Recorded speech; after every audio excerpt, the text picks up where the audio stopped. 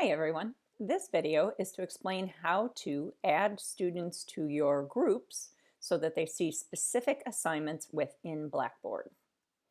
So in the last video, we had talked about actually enrolling students and getting them into your Blackboard course.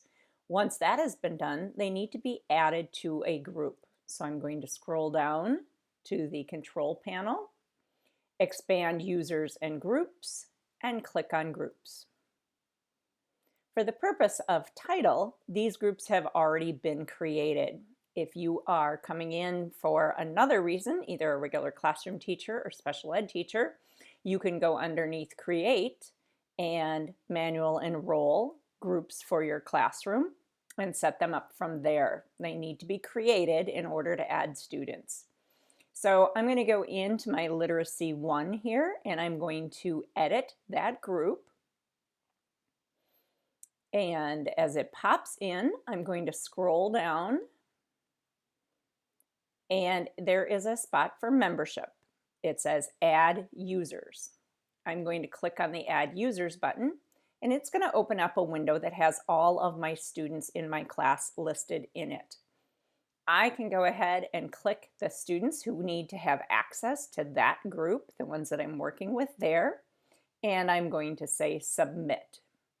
It places them there in the group to be added, and then I have to click Submit. Don't forget the blue Submit button because that's extremely important to actually having them added to the group.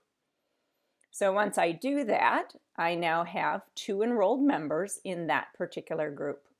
I could go to my second literacy group and edit and scroll down to membership, add users, and I can click the students that I need to have in that particular group.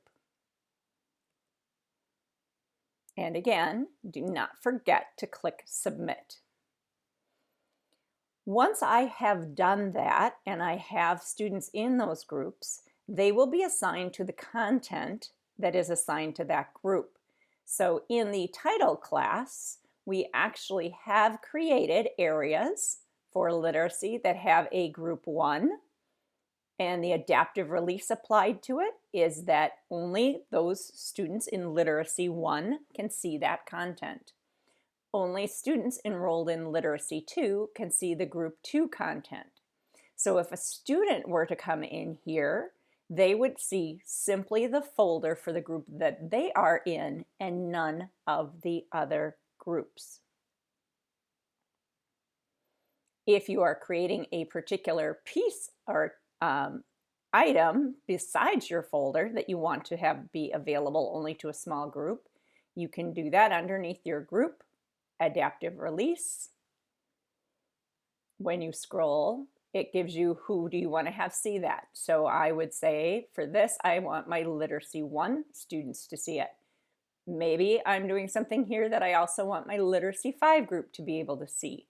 I could move them over or I can move them out of that grouping. So any item that you create, as large as a folder or as small as a single piece that you are putting in, you can assign to a particular group of students to be able to see simply by selecting them and clicking Submit. That will make that folder or item, if you had selected an item, visible only to that group of students. Once it's on the folder, everything inside that folder, any items that would be built here, would be available only to those students. You don't have to set it on each piece you build because it's working from that larger folder. If they can see the folder, they can see what's inside of it.